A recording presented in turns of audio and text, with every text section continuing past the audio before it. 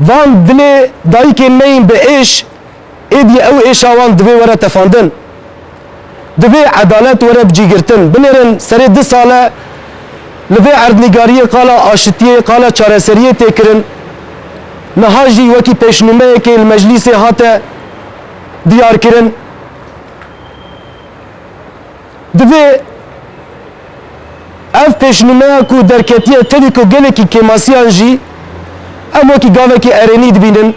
Lê hê gelek rê heye ku em tê de bimeşin. Rêya Türkiye, rêya Kurdistanê a demokrasiyê ku tê de bimeşe rêyeka gelekî dûr û dirêj e. Ev pêşnûme, ev zagon fêr nînin. Divê zagon seran ser were guhertin. Ev ceza bêcezakirin, polîtikaya bêcezakirinê divê ji holê were rakirin. Divê komisyona ku ji bûna wandaya hatiye avakirin ji bo dozên talî na. Ji bo dozên ku vê erdnîgariyê bi temamî seran ser eleqedar dike. Derheqê wan dozan de ew doz werin vekirin, ew doz werin şopandin. û di wan dozan de kesên ku suçdarin derkevin meydanê. Her kî dibe bira bibe. Dixwazî dewlet an rayedarên dewletê peywirdarên dewletê divê ji vî gelî ji van dayika ji xizmên wandaya xizmên kiryar nediyara kuştiyên kirina nediyara wê ezra xwe bixwaze wê zirarê tenzîm bike. Ancak dilê dayikên me, dilê xuşkên me, dê kalemêrên me bi vî awayî dibe ku nerm bibe û baweriya wanî bi aşitiyeka mayînde bi erdnîgariyeke demokratîk bi pêş ve bikevin. Dema bu yerê 5 tîrmeha sala 1993 jê bu yerê bajarokê Konutbekler Muş kurê Muhyiddin Taştekin ya Taştekin derbarê cinayetê da ev daxuyanî da di 8 tîrmeha sala 1993 da saet 11:30 êvarê da kowmek ji 5-6 kesên çekên lûledirêj di destê wan da hatin gundê me. Ji komê yek ket mala me. Di wê demê de kesên din ên komê li ber deriyê me li benda wî bûn. Ew kes ket mala me û bavê min İmamê Teqawut Muhyiddin Taştekinê 6 salê ji malê derxist û bir baxçeyê mala me.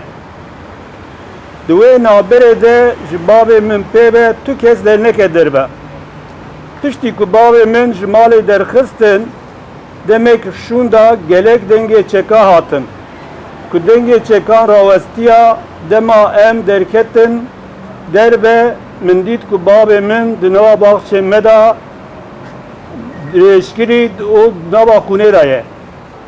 û komê çekdar ber bi fermandariya alaya cendirmeyan va reviyan. Mesafeya mala me û fermandariyê alayiyê bi qasê 800 metre ye. Beriya ku bavê min ji aliyê polîsa va dihat polisê sivîl ve dihat da şopandin. Bavê min di derdora ku em tê de dijiyan yek ji kesayetê Kurdê nazkirî û bi bandor bû.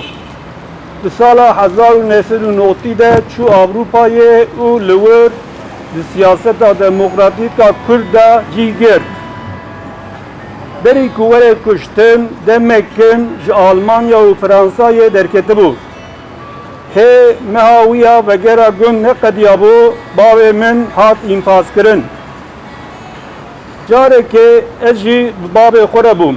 Dema ku ji aliyê polîsên cil û bergên sivîl ve dihat şopandin. û ez ji bi xwe jî bû carekê bûm şehîdê bê şopandinê. Du roj piştî kuştina bavê min televizyona TRT ragihand ku bavê min ji aliyê PKK ve hatiye înfazkirin. Piştre PKK bi daxuyanekê ragihand ku tu pêfendiya wan bi bûyerê ra nîne. Piştî qetilkirina bavê min pêvajoyeka darizandinê bi rêk û pêk nehate meşandin.